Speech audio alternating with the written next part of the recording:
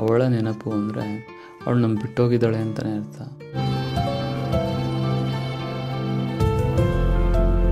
ಮತ್ತೆ ಸಿಗೋದು ಬೇಡ ಆಯ್ತಾ? ಸೊ ಅವಳಿಗಿನ್ನೊಂದು ಮದುವೆ ಆಗಿರುತ್ತೆ, ಅವಳಿಗಿನ್ನೊಂದು ಲೈಫ್ ಇರುತ್ತೆ, ಅವಳು ಗಂಡ ಇರ್ತಾನೆ, ಅವ್ನ ಮಕ್ಕಳು ಇರ್ತವೆ. ಈ ಥರ ಎಲ್ಲಾದ್ರ ನಡುವೆನೂ ಸಹ ಅವಳು ತುಂಬ ಕಾಡ್ತಾಳೆ. ನಮ್ಮ ತಪ್ಪೋ ಅವಳ ತಪ್ಪೋ, ಯಾರು ಸರಿ ಯಾರು ತಪ್ಪು ಅನ್ನೋದಕ್ಕಿಂತ ಎಲ್ಲ ಮುಗ್ದೋಗಿರುವಂಥದ್ದು. ಇಲ್ಲಿ ಯಾವುದೋ ಟೈಮ್ ಟ್ರಾವೆಲ್ ಇಲ್ಲ, ನಾವು ಹಿಂದೆ ಹೋಗಿ ಏನೋ ಸರಿ ಮಾಡ್ಕೊಬಿಡೋಣ ಅನ್ನೋಕ್ಕೆ. ಅವಳಿಲ್ಲ ಅನ್ನೋ ಕೊರಗಿಗಿಂತ ಅವಳ ನೆನಪೇ ತುಂಬ ಖುಷಿ ಕೊಡುತ್ತೆ. ನಿನ್ನ ಕೈನ ಬಿಗಿಯಾಗಿ ಹಿಡ್ಕೊಂಡಿದ್ದೆ, ಎಷ್ಟು ಖುಷಿಯಾಗಿದ್ವಿ ಗೊತ್ತಾ ನಾವು. ಯಾಕೆ ಬಿಟ್ಟೋದ್ಲು, ಏನಕ್ಕೆ ನಮಗೆ ಜೊತೆ ಇಲ್ಲ, ಎಲ್ಲದಕ್ಕೂ ನೂರಾರು ಕಾರಣಗಳಿರ್ಬೋದು, ಇಲ್ಲ ಒಂದೇ ಕಾರಣ ಇರ್ಬೋದು. ಅವಳಿದ್ದಾಗ ಅವಳು ನನ್ನವಳು, ಎಲ್ಲೋಗ್ತಾಳೆ, ನನಗೋಸ್ಕರ ಕಾಯ್ತಾಳೆ ಅನ್ನೋ ಒಂದು ನೆಗ್ಲಿಜೆನ್ಸಿ ನಾವು ಅವಳನ್ನ ಕಳ್ಕೊಳ್ಳೋ ಥರ ಮಾಡುತ್ತೆ ಅನಿಸುತ್ತೆ. ಈ ನೆನಪಾದಾಗೆಲ್ಲ ಒಂದಷ್ಟು ಸಾಂಗ್ಗಳು ಕೇಳಿದ್ರೆ ಇನ್ನೂ ಡೆಪ್ತ್ ಕರ್ಕೊಂಡೋಗುತ್ತೆ.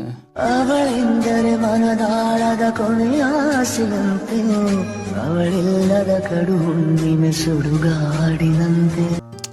ಹುಣ್ಣಿಮೆ ಕೂಡ ಸುಡುತ್ತಂತೆ. ಬ್ಯೂಟಿಫುಲ್ ಲೈನ್ಸ್ ಇವೆಲ್ಲ.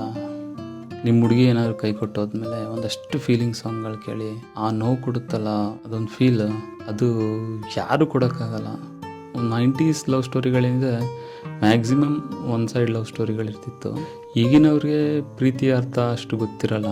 90ರ ದಶಕದ ಪ್ರೇಮ ಕಥೆಗಳು ಹೇಗಿರ್ತಿತ್ತು ಅಂತಂದರೆ, ಅವಳು 9 ಗಂಟೆಗೆ ಮನೆಗೆ ಬಿಡ್ತಾಳೆ ಅಂದರೆ ಟೈಮಿಂಗ್ಸ್ 9 ಗಂಟೆಗೆ ಕಾಯೋದು. ಅವಳು ಇದೇ ಬಸ್ಸಿಗೆ ಬರ್ತಾಳೆ ಅಂದರೆ ಅದೇ ಬಸ್ಸಿಗೆ ಕಾಯೋದು. ஒரு மின்சார பார்வையின் வேகம் வேகம் உன்னோடு நான் கண்டு கொண்டேன். ಯಾವುದೇ ಫೋನ್ ಕಾಂಟ್ಯಾಕ್ಟ್ಗಳಿಲ್ಲ. ಜಸ್ಟ್ ಇವತ್ತು ಒಂದು ಹುಡುಗಿ ಬಂದು ಪಕ್ಕ ಮಲಗಿದ್ರು ನಿಮ್ಗೆ ಅಷ್ಟು ಖುಷಿ ಸಿಗ್ತಾ ಇದೆಯೋ ಇಲ್ವೋ ನನಗೆ ಗೊತ್ತಿಲ್ಲ. ಹಿಂದೆ ಈ ಮೊಬೈಲ್ ಇಲ್ಲದೆ ಇರೋ ಟೈಮ್ಗಳಲ್ಲಿ ಅವಳು ಐ ಟು ಐ ನೋಡಿಬಿಟ್ರೆ ಆ ಖುಷಿನೇ ಬೇರೆ ಇರ್ತಿತ್ತು. ಸೆಕ್ಸ್ ಅನ್ನೋದು ಬಂದು ಲವ್ನ ಹೊಡೆದಾಕ್ಬಿಡ್ತಾ ಅಂತ ಅನಿಸುತ್ತೆ. ನಾನು ಮೊನ್ನೆ ಒಂದು ಸೆಂಟೆನ್ಸ್ ನೋಡಿದೆ, if love means sex then why prostitutes are not loved by all. ತುಂಬ ಅದ್ಭುತ ಲೈನ್ಸು.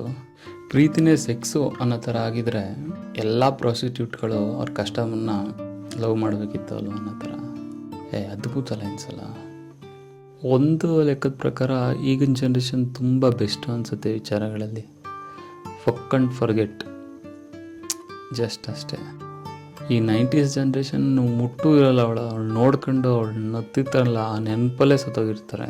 ಮೈನಾ, ನನಗೆ ಜಗತ್ತಲ್ಲಿ ಅತಿ ದೊಡ್ಡ ಸುಖ ಅಂದರೆ ನಿನ್ನಗೂ ಮಾತ್ರ. ಪ್ರೀತಿ ಅಂದರೆ ಇಷ್ಟಪಟ್ಟು ಜೊತೆಲೇ ಇರೋದಲ್ಲ, ಅವಳೆಲ್ಲೇ ಇದ್ರೂ ಚೆನ್ನಾಗಿರಲಿ ಅಂತ ಮನಸ್ಸು ಅಂದ್ಕೊಳುತ್ತಲ್ಲ, ಆ ಫೀಲಿಂಗ್ಗೆ ಪ್ರೀತಿ ಅಂತಾರೆ ಅನಿಸುತ್ತೆ. ಸತ್ತವ್ರನ್ನ ಮರೆತು ಬದುಕೋ ನಾವು ಬಿಟ್ಟೋದವಳನ್ನ ಮರೆತು ಜೀವಿಸ್ತಿರಲ್ಲ. ಅವಳು ಜೊತೆಲಿರೋ ತನಕನೂ ಸಹ ಅವಳು ನಮ್ಮನ್ನು ಬಿಟ್ಟು ಹೋಗ್ತಾಳೆ ಅನ್ನೋ ಒಂದು ಸಣ್ಣ ಅರಿವು ಇರಲ್ಲ. ಪ್ರೀತಿಗಿಂತ ಜೀವನ ದೊಡ್ಡದು ಅಂತ ಬಿಟ್ಟೋಗೋರು ಇರ್ತಾರೆ, ಪ್ರೀತಿನೇ ಜೀವನ ಅಂತ ಜೊತೆಲಿ ಬಾಳೋರು ಇರ್ತಾರೆ. ಇಷ್ಟೇ ವಿಚಿತ್ರ ಅನಿಸುತ್ತೆ ಇದು. ಹೆಂಗೆ ಜೀವನ ಅಂತಂದರೆ 2 ವರ್ಷ 3 ವರ್ಷ 5 ವರ್ಷ ಜೊತೆಲಿ ಇರ್ತಾರೆ.